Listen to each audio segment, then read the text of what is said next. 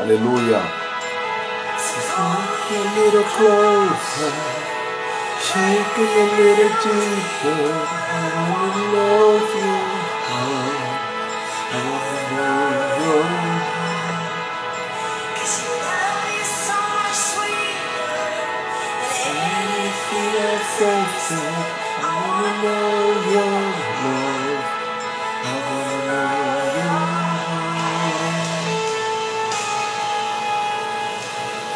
Glória, aleluia. Vamos chegando, gente.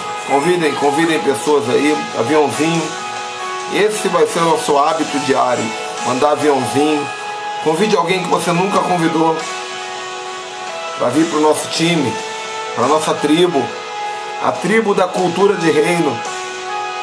Caia a mentalidade egípcia, caia a mentalidade babilônica, católica, a cultura gospel, que venha o reino, que venha a verdade, que venha a palavra escrita e a palavra viva, Yeshua, Jesus.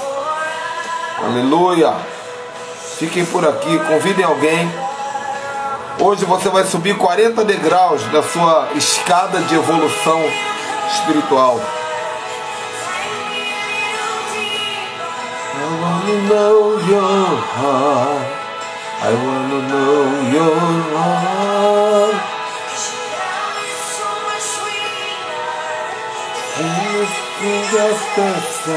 I wanna know your heart. Amém? Glória a Deus. Convide um apóstolo, convide um profeta, um pastor, um mestre da palavra. Convide religiosos também.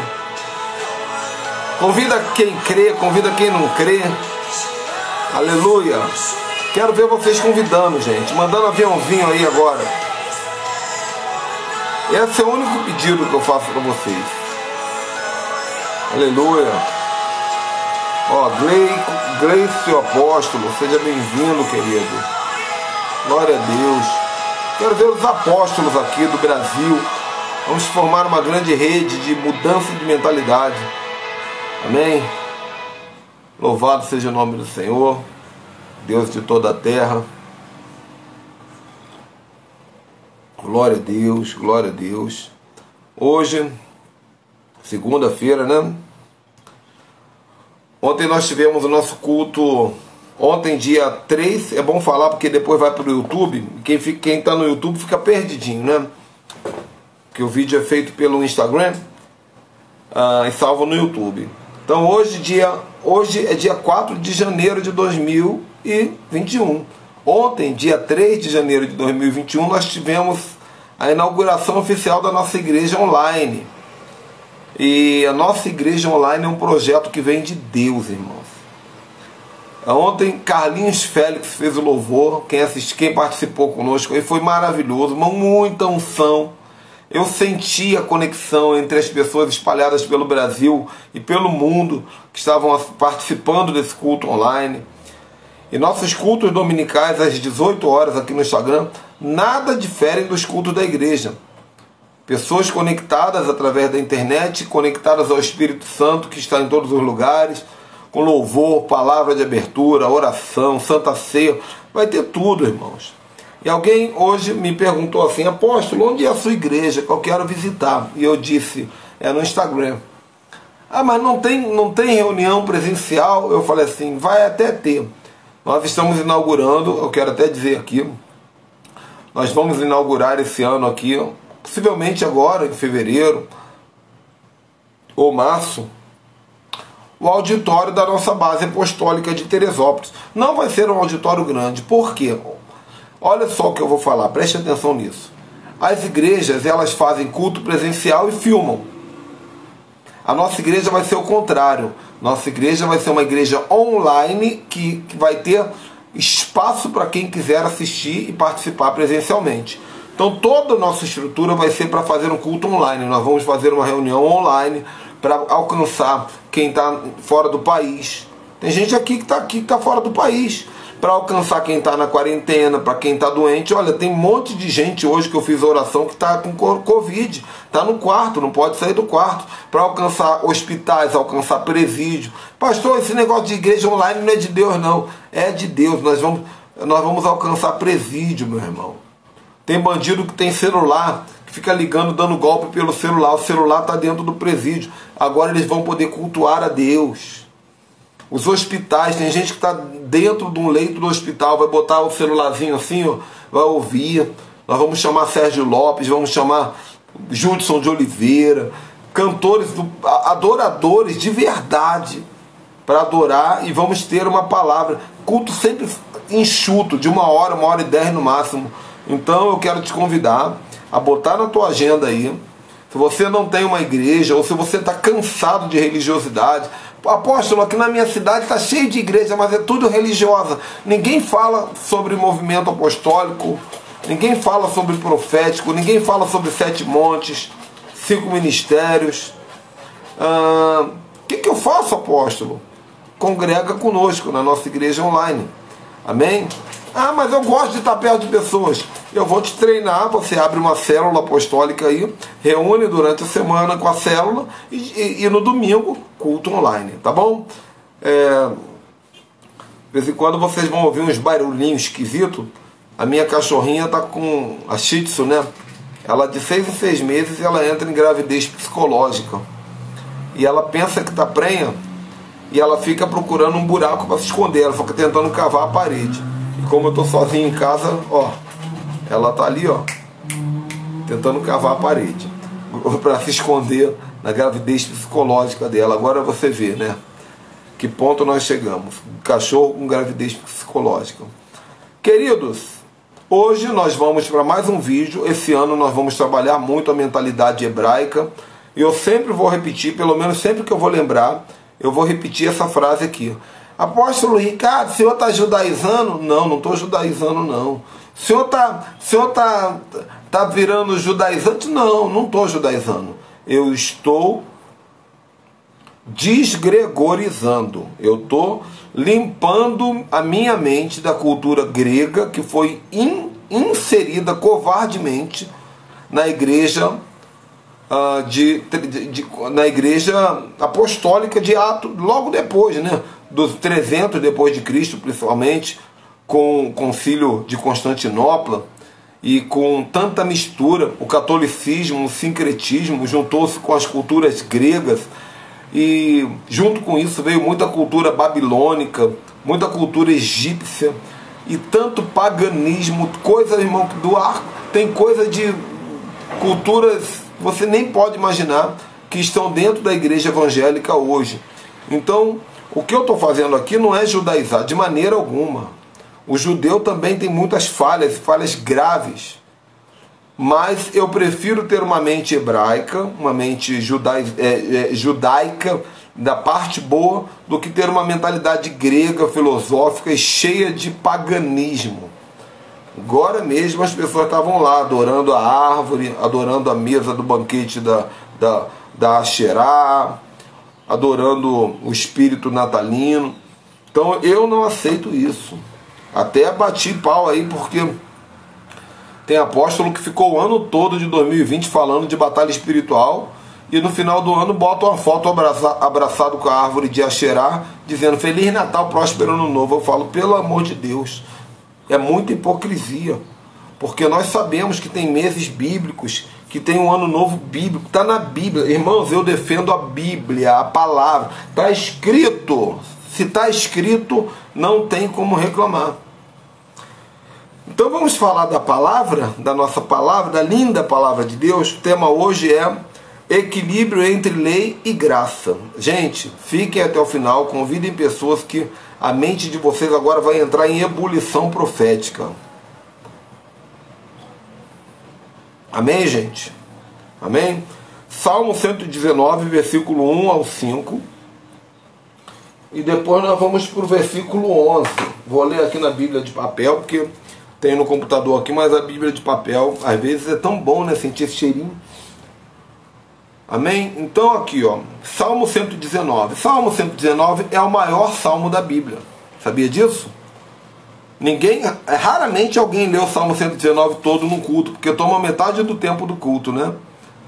E o Salmo 119 é um salmo totalmente dedicado à lei do Senhor, à palavra do Senhor. A palavra do Senhor e a lei do Senhor é a mesma coisa. Aliás, já tem um rema aqui, gente. Meu Deus do céu, o que eu faço, Jesus? Não posso perder isso aqui. Deixar marcado aqui. Jesus! Olha, meus queridos que fazem discipulado comigo no Zoom, o Salmo, ó, tô vendo aqui, está escrito aqui Gimel. A letra Gimel é o Salmo 119, do 17 ao 24, está escrito Gimel. Depois vem Dalet. O Salmo 19, acabei de descobrir, eu não sabia. Cada parte do Salmo 119 é o cumprimento de uma letra do alfabeto hebraico. Meu Deus! Olha como a palavra é rica, gente. Está escrito aqui, ó, Aleph, Salmo 119, do 1 ao 8. Bet, do 9 ao 16. Se tiver um escriba aí que assina que assiste, Alcir, me lembra disso depois, Alcir. Salmo 119 e as letras hebraicas. Meu Deus, estou pegando fogo aqui. Depois vê na Bíblia de vocês se também tem esses subtítulos. Mas vamos lá. Salmo 119, de 1 a 5, diz assim: Como são felizes os que andam em caminhos irrepreensíveis e que vivem conforme a lei do Senhor. Olha só que coisa linda. Ele está dizendo que existe uma felicidade para aqueles que andam conforme a lei do Senhor. Então aqui nós estamos falando de lei. Que lei do Senhor é essa? Tudo que está escrito na palavra, lei do Senhor. E você vai viver em caminhos irrepreensíveis. Versículo 2. Como são felizes os que obedecem aos seus estatutos. Mais uma vez falando da lei. Olha a pergunta da irmã. Quando Deus manda eu orar às 3 da manhã, tem algum mistério? Aí para eu responder essa pergunta eu tenho que sabotar essa live aqui todinha, né? E a pergunta está descontextualizada. Então, gente, não deixa a Babilônia entrar na live. O que é a Babilônia? É confusão, várias vozes. Eu quero vocês no mesmo espírito comigo, na mesma vibração, na mesma frequência profética.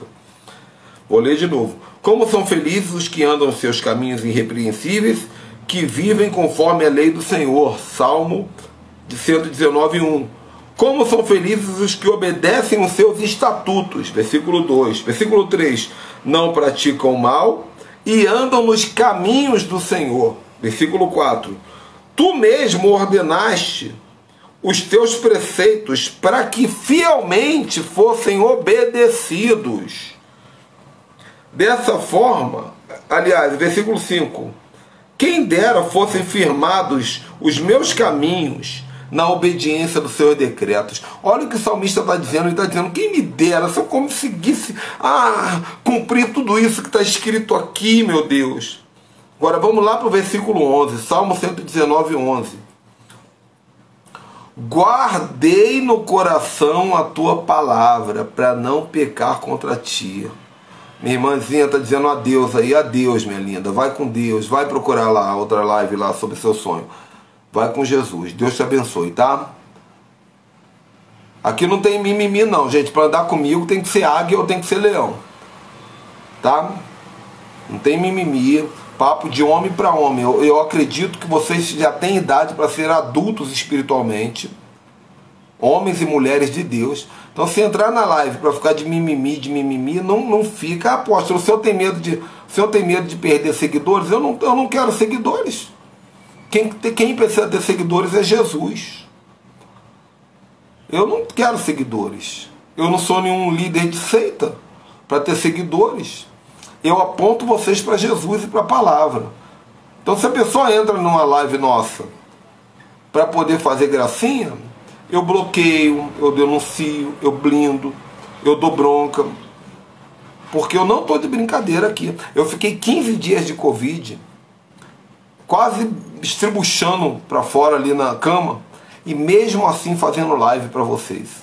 Amém? É claro, estou só aqui dizendo como é que funciona o reino. Não é brincadeira não, gente. E aí ele termina então aqui no versículo 11 dizendo: escondi a tua palavra no coração para não pecar contra ti. Então no Salmo 119, daqui a pouco nós vamos ler de novo, o Salmo 119 ele é todo sobre a lei do Senhor.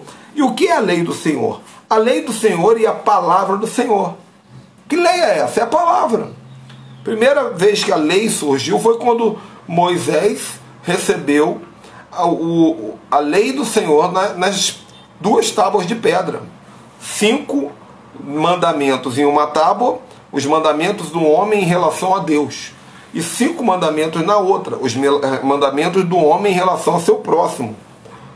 E agora no Salmo 119, o salmista esmiuça a importância da lei do Senhor e da palavra do Senhor. Então, o que eu preciso dizer para vocês aqui logo no começo do coração?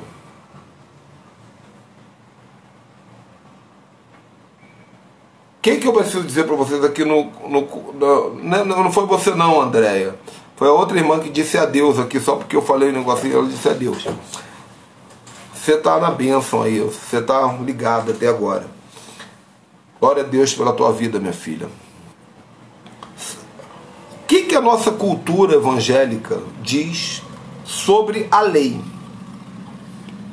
A cultura evangélica, ela diz a primeira coisa que foi inculcada na tua mente: você tem que tirar isso agora, porque todas as lives esse ano é para poder limpar a tua mente, limpar da sujeira lançada pela filosofia grega e pelo sincretismo e pela Babel, pela Babilônia, que entrou na religiosidade e está dentro da igreja evangélica também.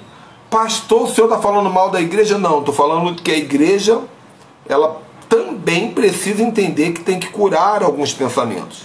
Então, uma das coisas que a igreja evangélica ensinou para nós sobre a lei é impossível de ser praticada. A teologia, você vai fazer um seminário teológico, a primeira coisa que eles vão dizer: a lei, Deus criou a lei para mostrar para o homem que é impossível de cumprir a lei. Gente, que Deus é esse que cria uma coisa para provar para você que é impossível? Não tem sentido, eu vou provar para vocês. Isso é uma crença limitante. O que é uma crença limitante? É uma crença que enfiaram na tua cabeça que te impedem de conquistar alguma coisa. É a mesma coisa que alguém dizer assim: é impossível você ficar meia hora sem pecar. Se você crê nisso, você vai pecar. Agora, se você crê, eu vou ficar meia hora sem pecar, você fica aqui o tempo todo, meia hora: Senhor, eu te amo, te amo, te amo. Você vai ficar meia hora sem pecar. Daqui a pouco você fica 2 horas sem pecar. Daqui a pouco você fica um dia sem pecar. Com certeza você não tem como viver sem pecar, porque todos pecaram. Agora, eu não sei, talvez você pode ficar 3 meses, 4 meses sem pecar. Amém? Por enquanto só uma pessoa disse que está travando. Então eu acredito que por enquanto ainda é na sua internet aí. Eu acredito que aqui está bem. Mas vamos lá. Outra coisa que a igreja, a cultura evangélica, religiosa, enfiou no nosso subconsciente é a ideia de que lei é sinônimo de legalismo. Aquele homem é legalista, ele só fala da lei. Ele só fala da lei do Senhor. Ele é legalista, ele é fariseu. Então, isso são crenças que vão ter que cair nessa live aqui hoje. Hoje você tem que entender que há uma balança profética. E essa balança, ela trabalha com 2 partes. De um lado a graça e de outro lado a lei. Essa ideia de que os judeus são legalistas e nós somos evangélicos, nós vivemos a graça. Não é assim. Nós somos comprometidos com a lei e com a graça. Eu vou explicar isso aqui hoje. Mas para você entender que a lei e a graça são importantes, você vai ter que ficar ligado aqui na live até o final. Tá vendo aí, André dizendo? Você ouviu isso muito na igreja. Nós precisamos da lei. Ah, pastor, por que nós precisamos da lei? Vamos explicar. Bom, primeiro, como nós estamos falando sobre a mentalidade hebraica, o que os judeus de fato falam sobre a lei? Porque ninguém pergunta para eles, né? A gente escuta um pastor, às vezes, com perdão da palavra, irmãos. Tem muito pastor inteligente, tem muito pastor estudioso, mas tem muito pastor ignorante. E às vezes a gente escuta um pastor ignorante dizendo assim: a lei é legalista. E você guarda aquilo e vive aquilo. Você não foi lá do outro lado. Eu estudo, olha o livrinho que eu leio aqui sobre, para entender como funciona a mente judaica. Olha o tamanhozinho do livrinho que eu leio, ó. Ó, livro do conhecimento judaico. Olha o tamanho dos livrinhos que eu fico orando em línguas e leio. E conferindo com a Bíblia, conferindo com a palavra de Deus. Tem mais uns 40 livros desse aqui. Eu estudo para falar aqui para você.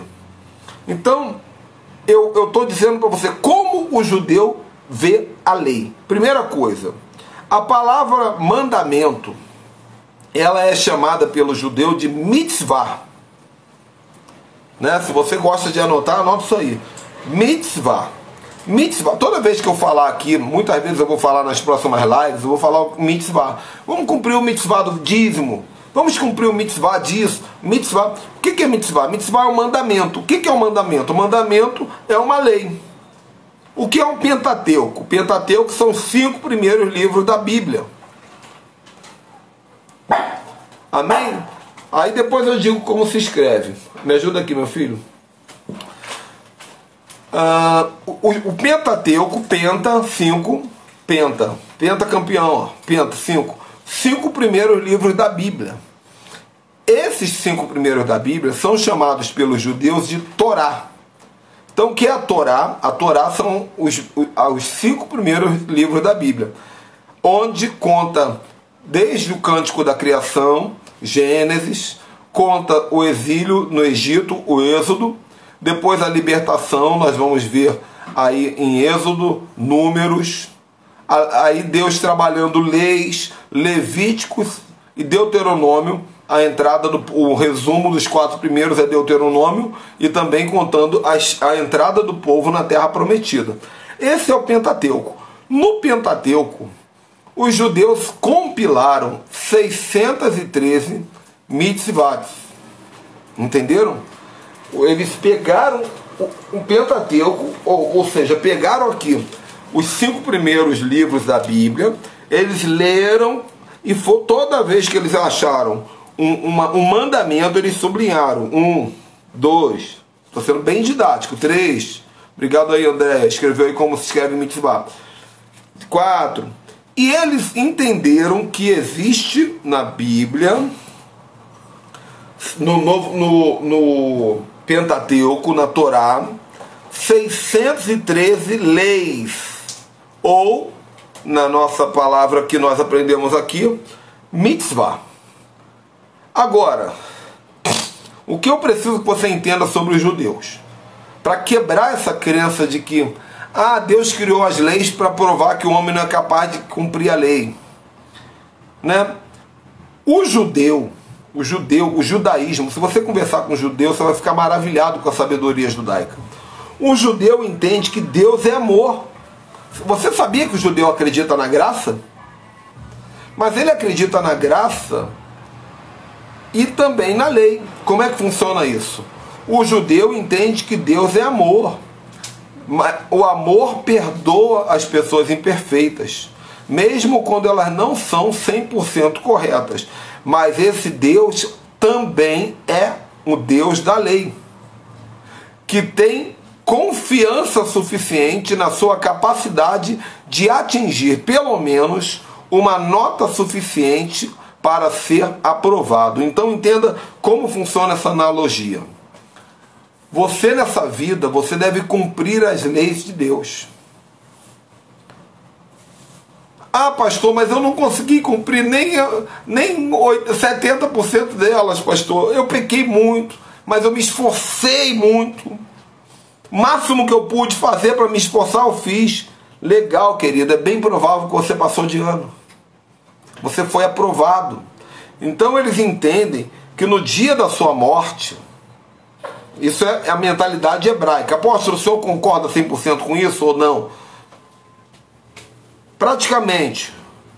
A questão é, eles entendem na mentalidade hebraica que você realmente não é capaz de cumprir as 613 leis, mas que você deve viver comprometido em se esforçar em cumprir o máximo que você puder.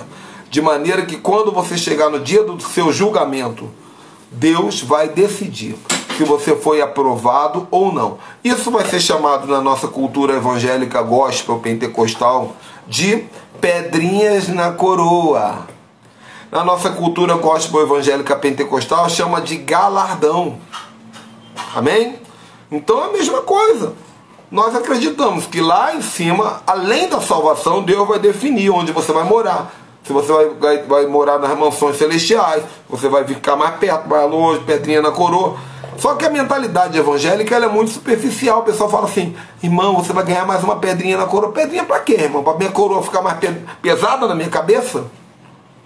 É 1 milhão de pedrinha na coroa. Não tem entendimento. O que significa essa pedrinha na coroa?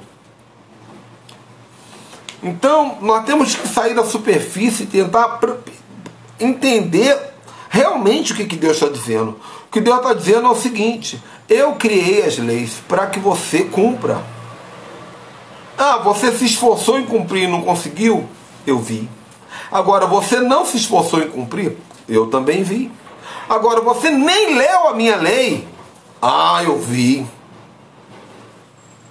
Aqui para nós, irmãos, por que será que o povo não lê Bíblia? Por que será? Por que será que o crente não lê Bíblia? Ah, pastor, mas eu leio. Parabéns, glória a Deus. Você leu? Você lê bastante Bíblia todo dia? Parabéns, você é minoria. Por que será que o povo não lê Bíblia? O povo não lê Bíblia porque eles sabem que na cultura da graça, da hipergraça, da graça evangélica, Deus me ama, Deus me perdoou, querido.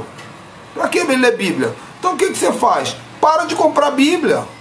Tem gente que fica indo na livraria evangélica comprar Bíblia nesse comércio aí que inventaram que você compra uma Bíblia que custa R$170, R$190. Deus me livre, até a Bíblia é superfaturada nesse universo que a gente vive.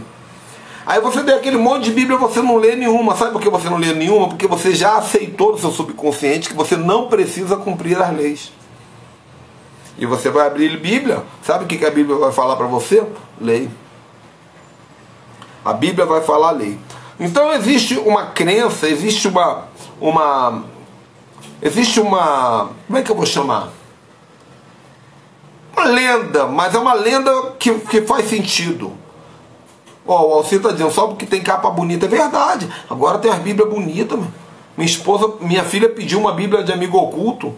Né, que aqui nós não celebramos Natal nem Ano Novo de Jano. Mas para os meus filhos se divertirem aqui, nós fizemos um amigo oculto caseiro. Minha filha pediu uma Bíblia.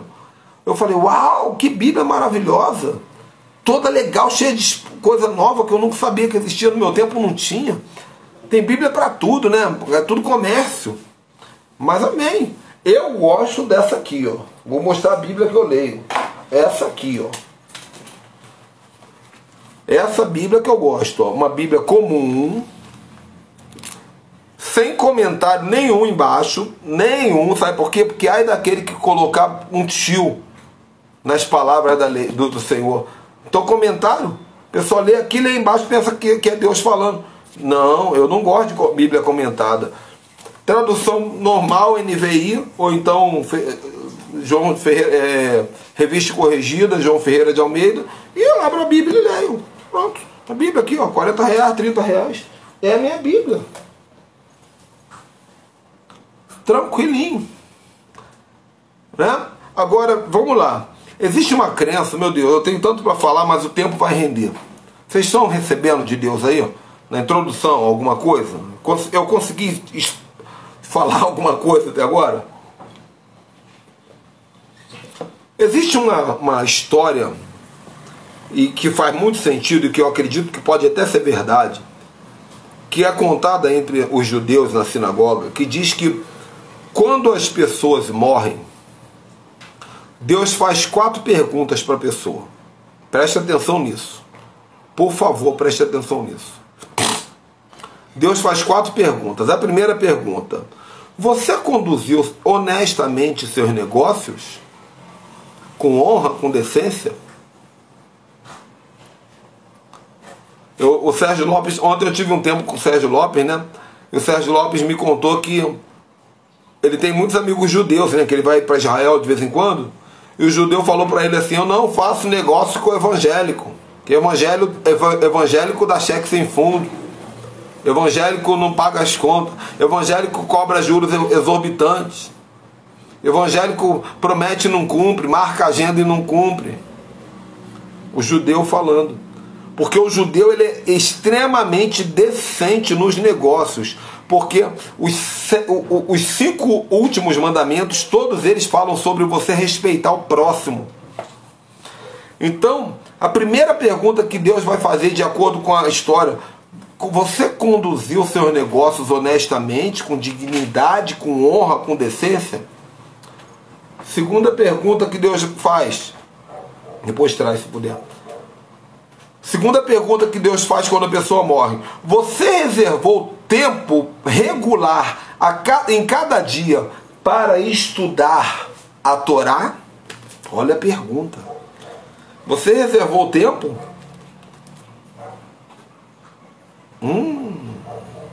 Eu sei que ele generalizou, Ricardo, mas é uma generalização da maioria, tá? Maioria esmagadora. Eu já preguei em 23 estados do Brasil e eu estou falando de realidades de quem viaja e de quem conhece multidões. Mas respeito o ponto de vista. Vamos lá.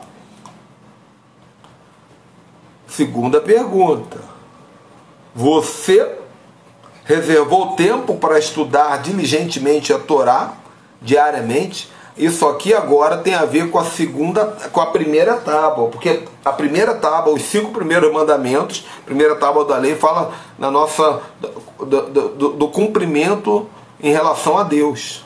Amarás ao Senhor, né? Terceira pergunta, agora vai pegar mais uns aí, ó. Prepara aí. Você garantiu a continuidade do mundo ao gerar filhos?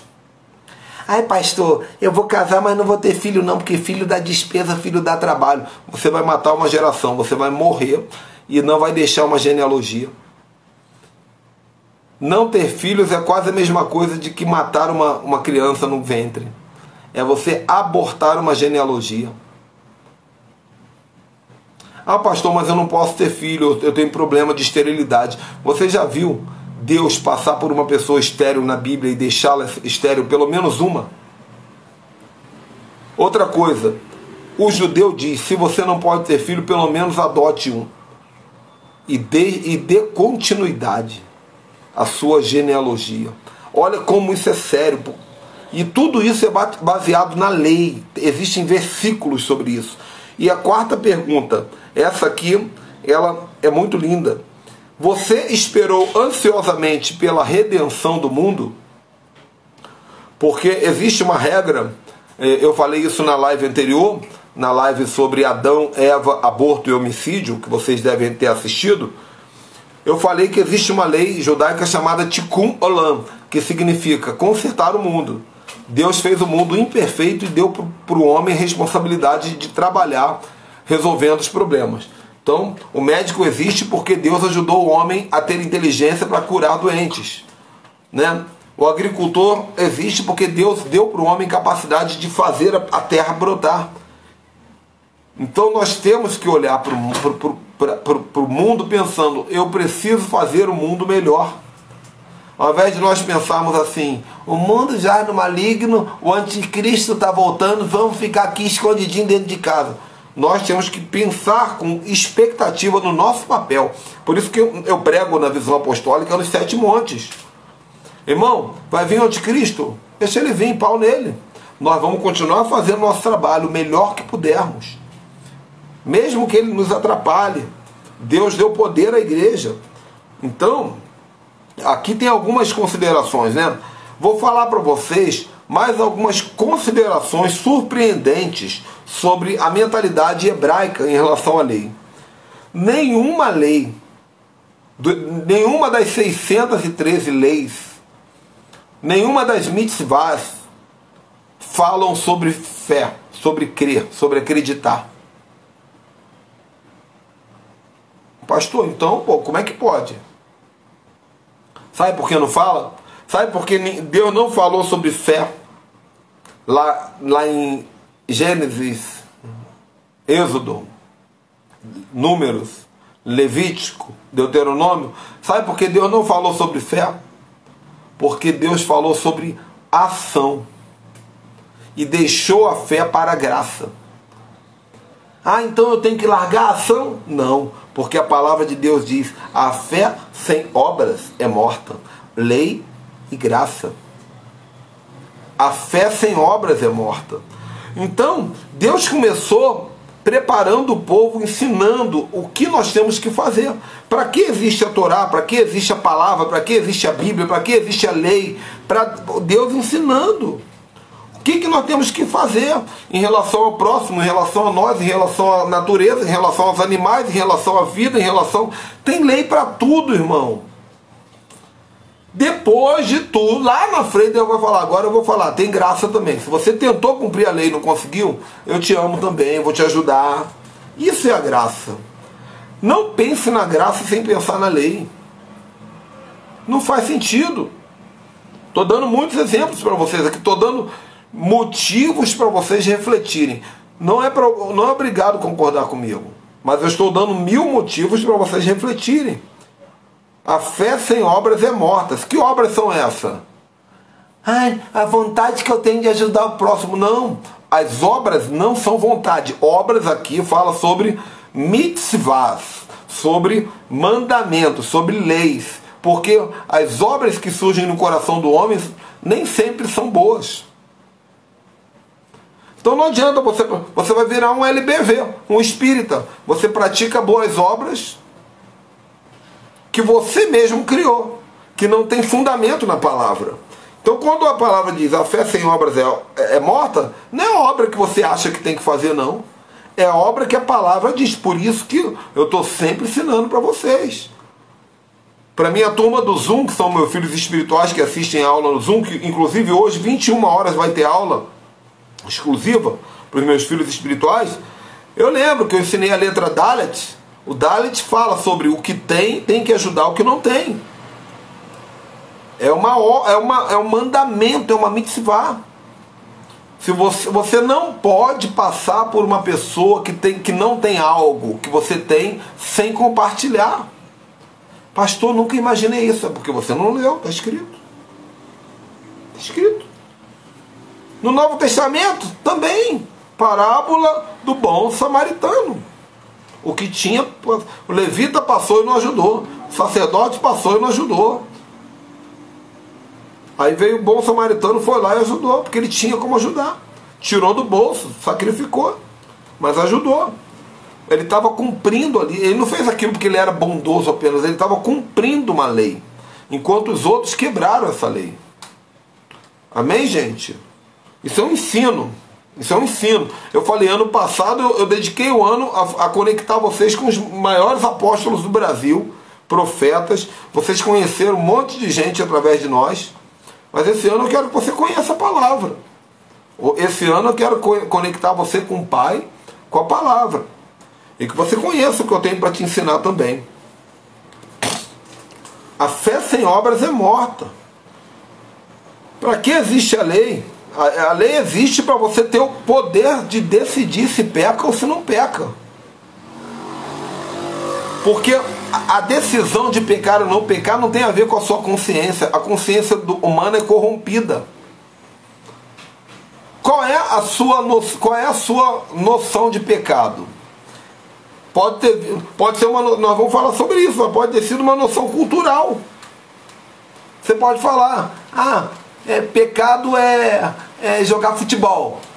Bom, a bola é o ovo do diabo, a anteninha da televisão é o chifre e a tomada é o rabo do capeta. Muita gente viveu isso. Não era lei, era um pecado, uma doutrina de homens. Então por que Deus deu a lei escrita? Para que não haja dúvida entre o que é certo e o que é errado. Está escrito que é certo, está escrito que é errado, e você decide se vai cumprir ou não. Amém ou não amém? Amém ou não amém? Vocês estão amadurecendo aí, gente? Então se fosse só para... Eu sou da graça. Meu papel é crer. Deixa eu só mandar um WhatsApp pro meu filho aqui dizendo que está chovendo para ele fechar a janela, senão Vai ser um dilúvio aqui em casa. Aguenta aí, gente. Meu filho chegou em casa aqui, mas tá no outro cômodo.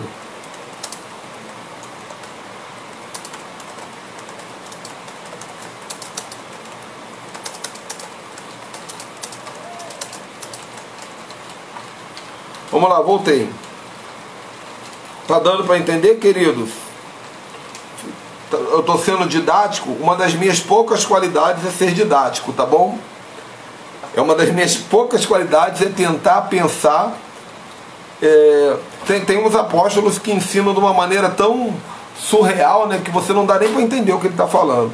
Eu gosto de que todos entendam o que eu estou falando, porque quando terminar a live, se você vai cumprir ou se você não vai cumprir, é uma decisão tua, não tem problema nenhum. Mas eu estou sendo didático. Ah, apóstolo, eu sou da graça, eu não preciso ficar preocupado com a lei, porque a graça, a palavra já diz que eu não sou capaz de cumprir a lei. Faz o seguinte então, pega a Bíblia e queima. Você não precisa ler mais Bíblia. Se você já sabe que não dá para cumprir, queima ela, joga fora, queima. Para que tem Bíblia? Se você não acredita.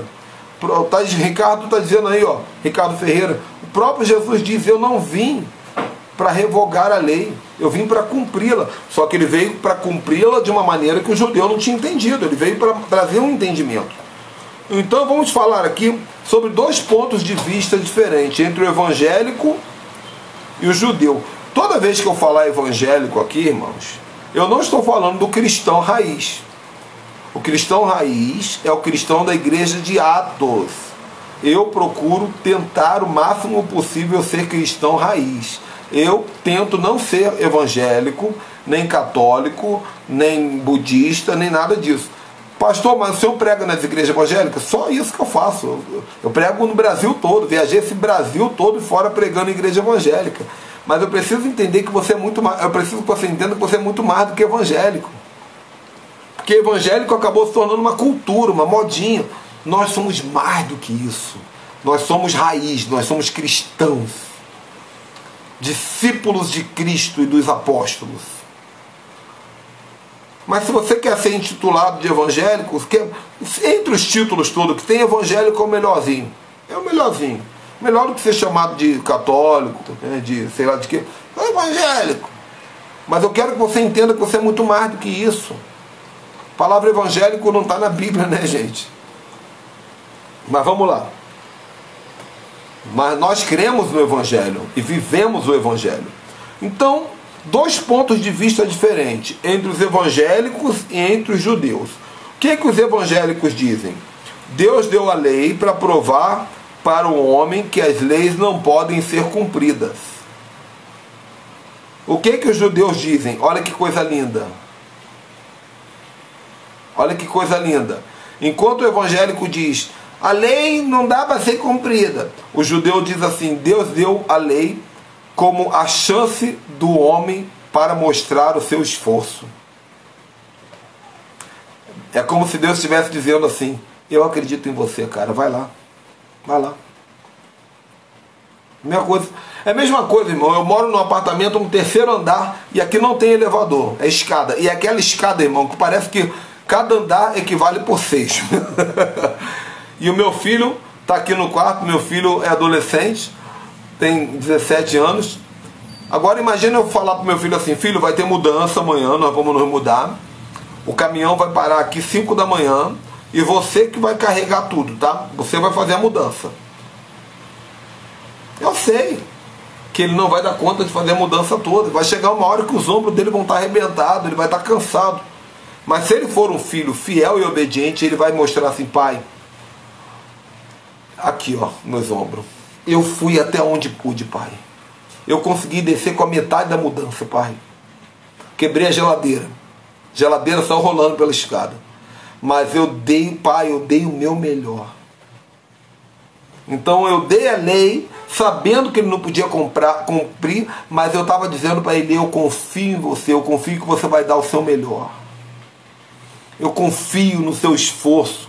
Eu acredito, irmão, que pai maravilhoso que nós temos.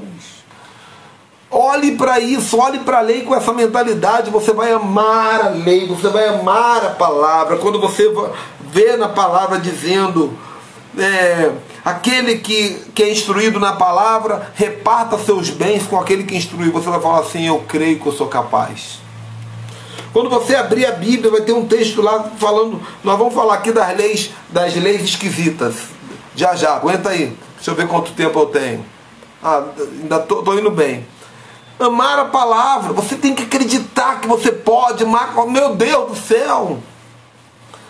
Então, vamos falar aqui, os judeus não falam de demônio como nós falamos, mas eu vou misturar um pouquinho aqui do meu entendimento apostólico de batalha espiritual para explicar uma coisa aqui. Nós, apostólicos, eu sou apostólico, né? Nós, apostólicos, acreditamos no princípio dos principados. O que é o princípio dos principados? Nós acreditamos que toda cultura foi criada com origem em um culto, né? Isso é um princípio dos principados. Antes da cultura houve um culto. A gente tem a cultura da festa junina. Fica tranquilo, antes disso tinha um culto, mano. Tinha um culto.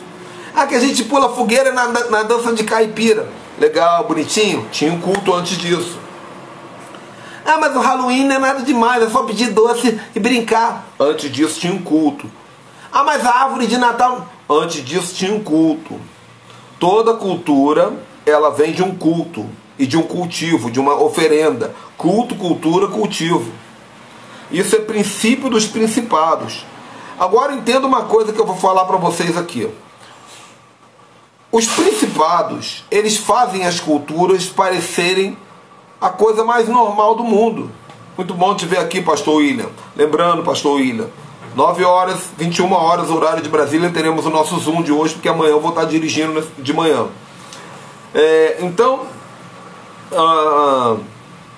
Os principados fazem as culturas parecerem comuns. Vou te dar um exemplo. Quem aqui já viu que existem tribos ou sociedades, principalmente na África, ou até tribos indígenas que fazem sacrifícios humanos? Os antigos vikings faziam sacrifício. Precisamos fazer um sacrifício para Odin. Eles pegavam um animal. Quando não tinha animal, eles preferiam falar, não, tem que ser um sacrifício melhor. Eles matavam uma pessoa e a própria pessoa ia para... Eu quero me sacrificar para Odin. Você acha que eles faziam isso? Você acha que eles faziam isso pensando na maldade? Ou vocês acham que eles estavam com o coração cheio de boa vontade? Então eles estavam fazendo uma coisa boa, mas não boa direcionada por uma lei. Boa direcionada pelo princípio do principado. Faz sentido para vocês? Né? Outra. Uns 4 anos atrás, teve aí uns documentários que deram muito na televisão, 5 anos atrás, de uma tribo indígena que enterrava as crianças vivas. Quando nascia gêmeos, eles pegavam um e enterravam vivo. Depois de uma certa idade, com 3 aninhos, com 4 aninhos, enterrava vivo. Você acha que eles faziam isso achando que... boa, muito boa, Ricardo. A sua analogia aí também, muito boa. Os homens bomba. Aliás, tem um seriado bom para vocês assistirem sobre isso na Netflix, chamado Falda, sobre a briga entre Israel e o Hamas, né? Vocês vão entender como funciona. O homem bomba, meu irmão, ele acredita que ele está fazendo, sabe, o homem bomba, ele acredita que nasceu para ser um mártir. Se o judeu pegar ele e falar assim, se você não disser onde estão os terroristas, nós vamos te espancar, nós vamos te matar, ele fala, pode me matar, mano. Eu nasci para ser um mártir. Eu nasci para morrer por Alá. Eu nasci para morrer por Alá. Para mim vai ser uma honra, para minha família vai ser uma honra. Agora, vocês acham que eles fazem isso com má intenção? Na cabeça deles, eles estão fazendo o melhor, mas é um princípio de principado. Por quê? Porque não está baseado na lei. Então o que define o que é certo e o que é errado, meu irmão, não é o que você aprendeu, nem o que você pensa, nem o que você concorda. Eu não estou nem aí para o que você concorda. Eu estou aí para a lei, para a palavra. Pastor, o senhor está com um machado viking na parede, um escudo viking. Como é que o senhor vai falar de lei? Porque está na palavra, despojando os principados e potestades, os expôs publicamente. As armas foram tiradas dos principados e potestades pela igreja. Então, tudo que eu faço eu tenho versículo. Pode vir para cima de mim, meu irmão, que eu tenho palavra. O que me faz tomar decisões é a palavra. Até as decisões malucas que eu tomo são na palavra. Agora, pastor, mas eu não sou viking nem sou homem-bomba. Tá legal, mas e os cultos católicos que você faz na sua igreja? Vamos fazer uma Páscoa, fica dando chocolate na sua igreja. Isso tá na lei, meu irmão. A lei manda dar ervas amargas, tá escrito aqui. Tá escrito aqui. Ervas amargas, no Pessar, na lua nova, entre Nissan entre março e abril na lua nova, no mês de Nissan, no Pessar, na Páscoa. Ervas amargas. Mas eu não sou judeu. Tudo bem, você não é judeu. O que tu é então? Que você come chocolate no lugar das ervas amargas? Não é melhor você seguir o que está escrito na palavra do que você inventar uma besteira? Mas se eu comer ervas amargas eu estou judaizando. Mas não é melhor judaizar então do que catolizar? Comer coelhinho? Coelhinho bota ovo, meu irmão. Da onde vocês tiraram isso? Cultura, culto, cultivo. Princípio de principado. Um monte de discípulos saiu da minha cobertura espiritual esse final de ano só por causa da árvore. Vão voltar em março. Apóstolo, eu estava viajando na maionese. O que você queria é ficar com uma árvore dentro da tua casa, botar uma mesa cheia de coisas, convidar pessoas e fazer um culto para um principado sem ter compromisso com a palavra. Não quer ter. Onde é que está escrito na Bíblia para botar uma árvore e celebrar o nascimento de Jesus em 25 de dezembro? Jesus nem falou para celebrar o nascimento dele, ele falou: lembre-se da minha morte e em memória de mim, comam do pão e bebam do vinho.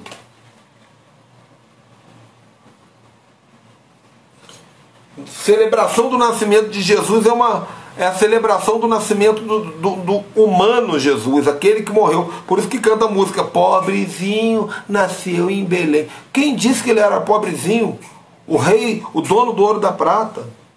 Então, gente, cuidado. Tem muito pecado que você comete porque você não ama a lei do Senhor. Você nem se deu o trabalho de estudá-la. Você nem se deu o trabalho de meditar na palavra.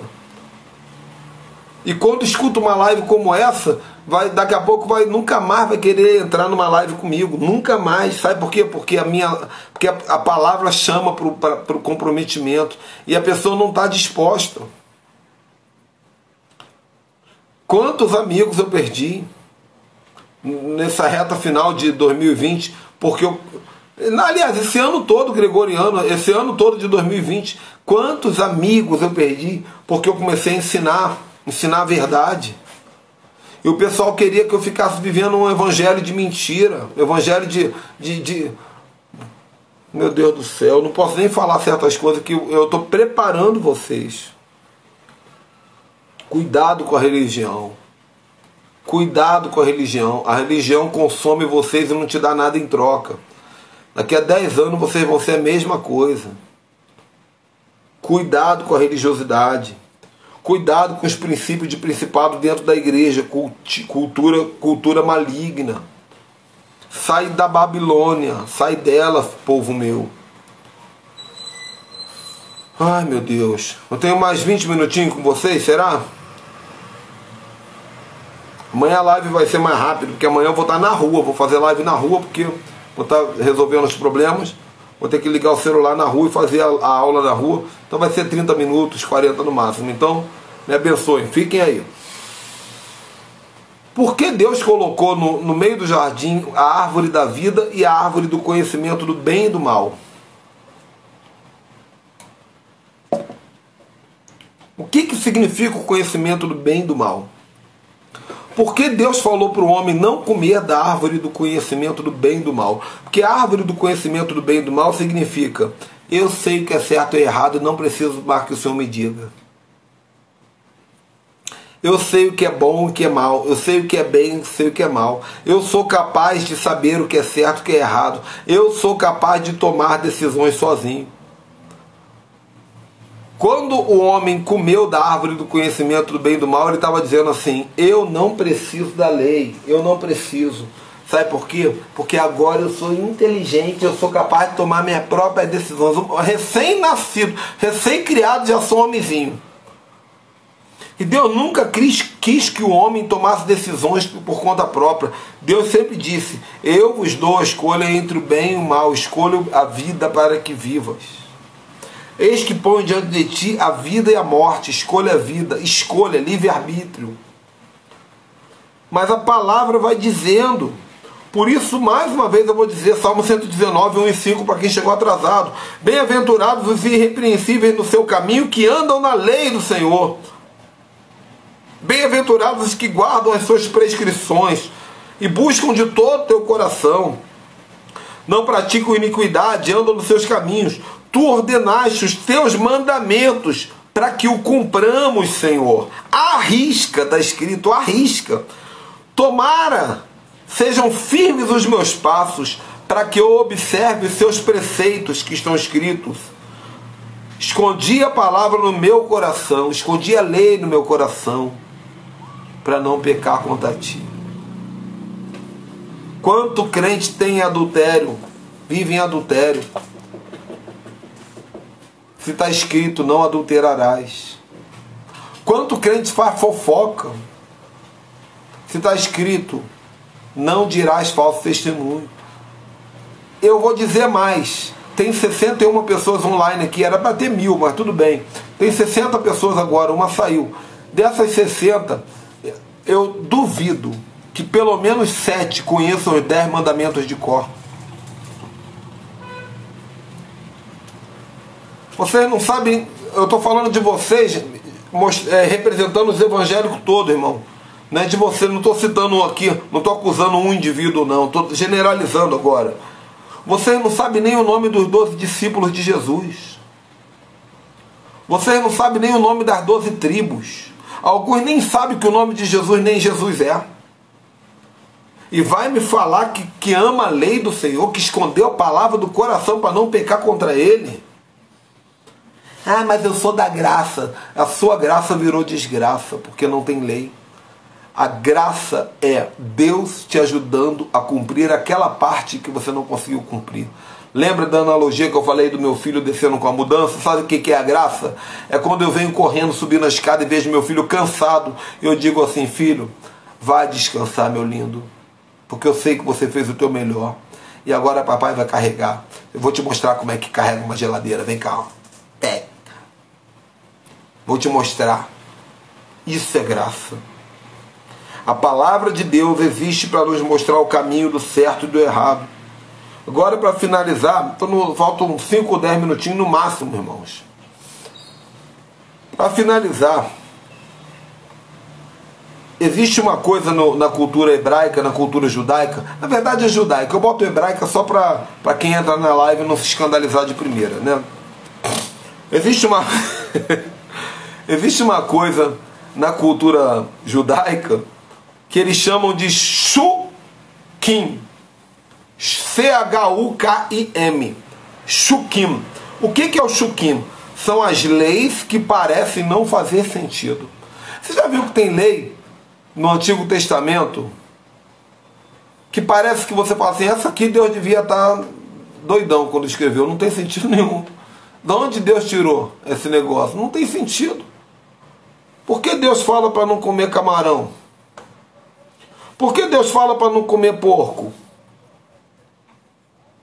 Por que Deus fala para você não entrar no cemitério pagão?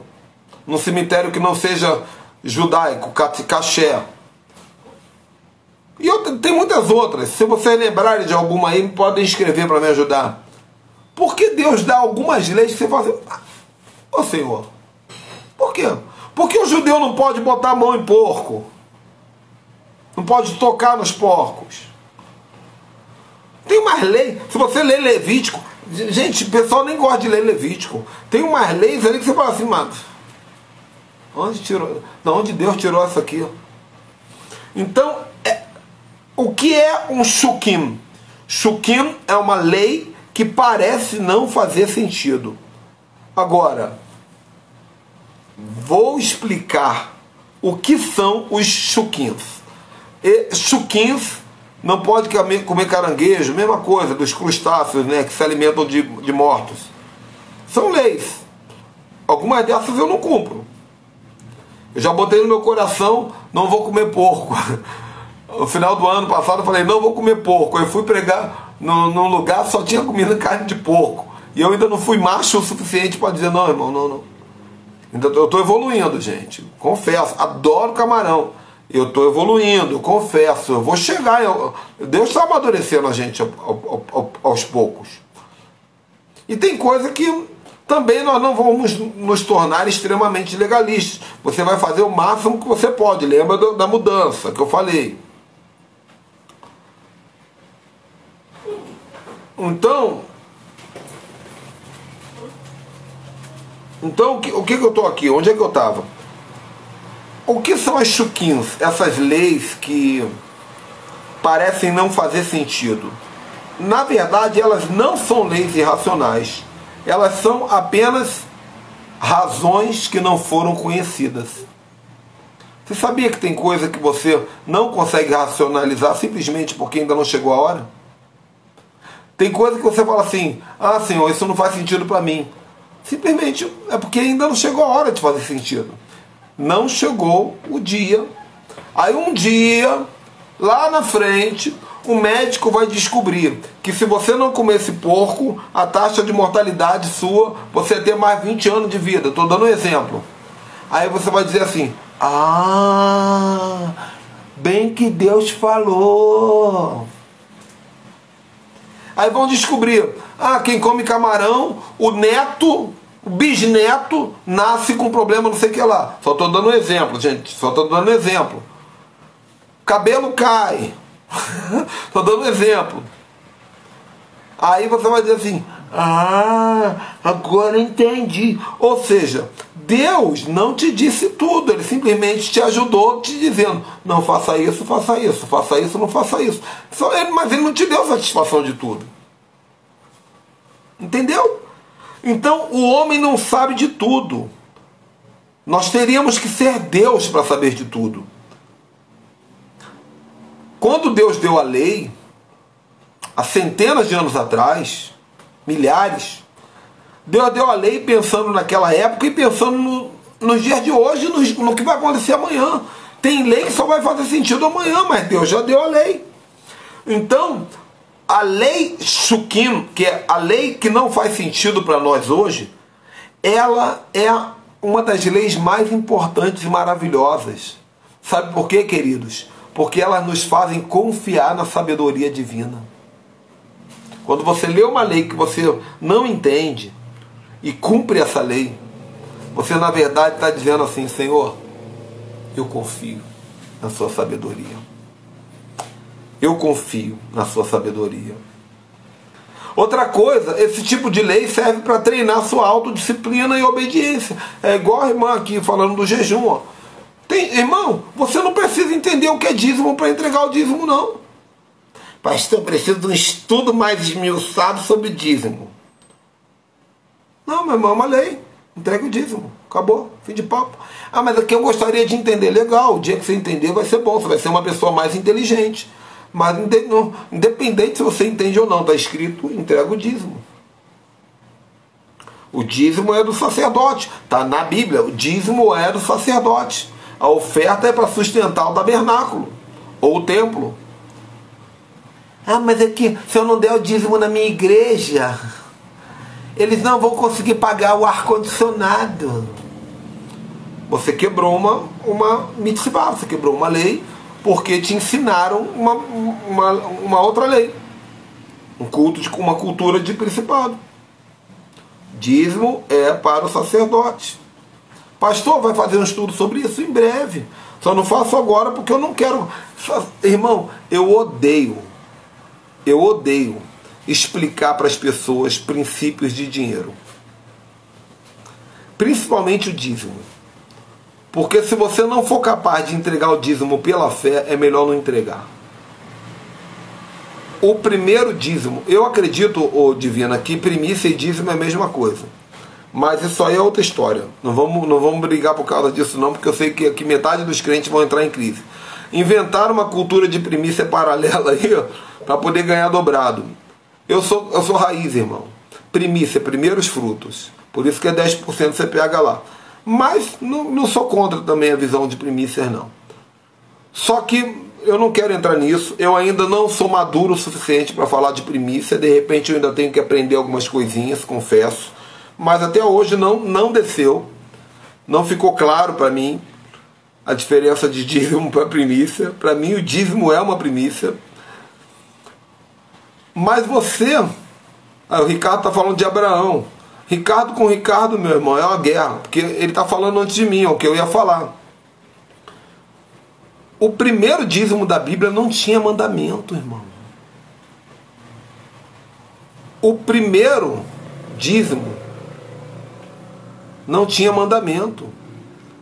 Abraão olhou para Melquisedeque era uma teofonia de Jesus, ele sentiu um negócio no coração falando assim, dízimo, foi gerado no Espírito. Se você não tem Espírito, não precisa de lei. A lei, ela é para confirmar o Espírito que habita em você. Alguém está dizendo, pastor, explica porque Paulo diz que não seremos justificados pela obra da lei. Porque não, meu irmão, nós, pela graça sois salvos. O que vai te salvar é a graça. Agora, quando você morrer, você vai receber as 4 perguntinhas lá. Aí é outra história. Ser salvo, glória a Deus, irmão. A gente se vê lá no céu. Só que Deus criou céu e terra. E tem gente aí que está com a conta de luz atrasada 3 meses, porque não cumpre algumas leis. Tem gente que está sem feijão, sem arroz em casa, porque não cumpre algumas leis. Tem gente que está cheio de doença, porque não cumpre algumas leis. Mas vai ser salvo, aleluia. Tem gente que nem dente na boca tem. Está com a boca toda desdentada, nem dentadura tem, porque não cumpre as leis. Mas vai ser salvo, tranquilo, glória a Deus. Você está procurando a salvação? Aleluia, amém. Está salvo. Pode até morrer logo, já vai para o céu. Agora, Deus criou céu e terra. A lei é aqui, ó. Deus quer que você viva uma vida em abundância, uma vida gloriosa nessa terra. E Ele te deu um manual. Então, quem obedece só aquilo que compreende, na verdade, quer definir, quer discutir com Deus o que concorda e discorda. Irmãos, o nosso Deus é tão grande. O nosso Deus é tão grande que o mesmo Deus que falou não coma porco, desceu o lençol do céu para Pedro e falou, coma porco.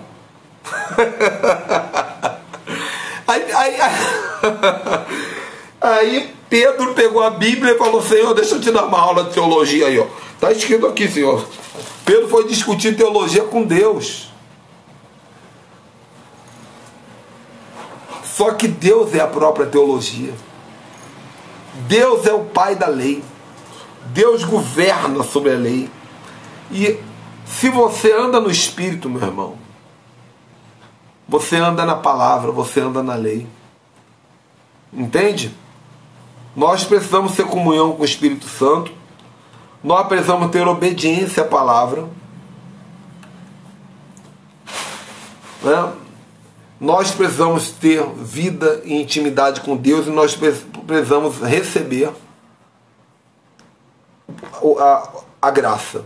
Alguém colocou aí Gênesis 4:4, é um texto isolado, né, gente? Não se faz teologia com texto isolado, mas nós em breve daremos uma boa aula aqui.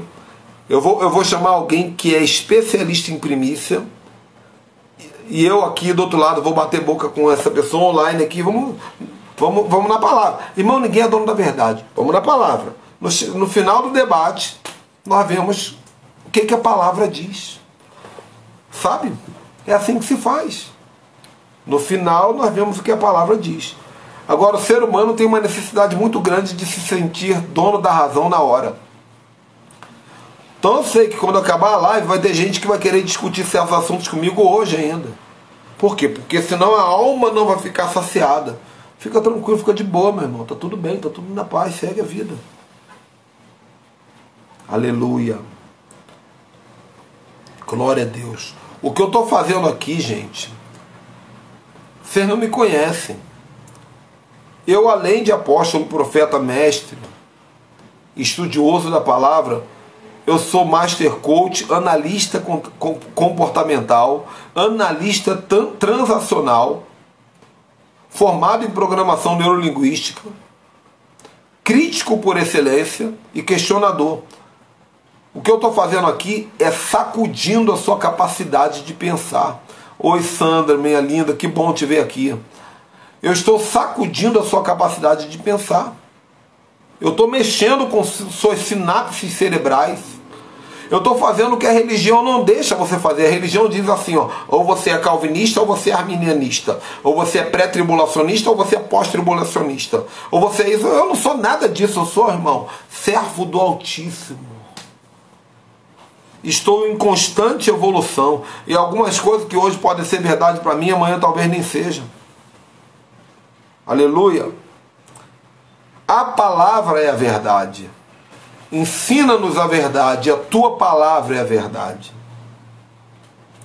Então eu finalizo essa live com essa pergunta aqui. Por que poucos crentes realmente estudam e cumprem a palavra? Vai ficar. Daqui a 10 minutos a live vai estar no Instagram, no YouTube, Ministério Ricardo Ribeiro. Vai ser a live de número 219. E quem está me conhecendo agora, sugestão, assiste desde a primeira, maratona. É melhor do que Bete a Feia, pode ter certeza. E melhor do que Poliana também.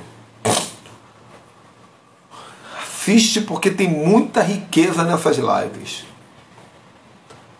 Ministério Ricardo Ribeiro no YouTube. E o nosso site, para quem quer me conhecer, saber nossa visão, nosso projeto, o site é ministerioricardoribeiro.com.br e também www.atos2 por extenso.com.br. Nosso site é o lendário Atos 2. Existe há mais de 20 anos. Queridos, por que poucos crentes realmente estudam a palavra? Leem de fato a palavra? Por que poucos realmente mergulham na palavra? Porque poucos crentes acordam de manhã, abrem a Bíblia e ficam meditando na palavra, e meditando e rabiscando. Isso não tem mais não, irmão. Os crentes nem carregam Bíblia mais para a igreja. Abre um celular para fingir que está lendo a Bíblia, mas está lendo Facebook na hora do culto. Está lendo WhatsApp, falando com o WhatsApp na hora do culto. Meu Deus do céu, a que ponto nós chegamos? Eu te respondo, por que poucos crentes realmente estudam a palavra e cumprem a palavra hoje? Porque não acreditam mais na palavra. Eles não estão acreditando na palavra, porque eles estão pendurados no entendimento errado sobre a graça. Eu tenho a graça, eu não preciso de mais nada. Eu estou salvo. Eu tenho a graça. Eu não tenho nem dente na boca, mas tenho a graça. Minha vida está uma desgraça, mas eu estou na graça. Eu piso na cabeça do diabo e o pezão do diabo te esmagando para baixo aqui. Analisa a tua vida, meu irmão. Enfim, a graça serve para salvação e perdão dos pecados. Pela graça sois salvos. Mas a lei serve para nos ajudar a viver melhor nessa terra e para nós mostrarmos a Deus o quanto nós o amamos. A lei serve para você mostrar a Deus o quanto você o ama. Quantos aqui amam o Senhor? Quantos aqui vão fazer pazes com a lei e com a palavra? Quantos? Amém? Glória a Deus. Como está dizendo Marcos aí, tem gente que está viciado em ir para a igreja no domingo, ouvir aquela palavrinha de fé, vai dar tudo certo, vai dar tudo certo. Volta para casa feliz da vida, fica vivendo uma vida fútil durante a semana inteira, esperando o próximo culto. Aleluia, glória a Deus. Deus abençoe vocês. Eu não sei como, mas amanhã às 18 horas nós vamos ter live, vamos dar continuidade. Vou dizer lá aqui no WhatsApp de alguma maneira qual vai ser o tema, nos grupos. Se você não está no nosso grupo, irmão, basta entrar no site www.ministerioricardoribeiro.com.br e clicar no botão de número 2. Você vai cair no nosso grupo para receber informações. Lá você vai saber também como semear no nosso ministério. Pastor, eu gosto de semear na vida de quem faz bem para mim. Amém. Lá tem nossa conta, tem Pix.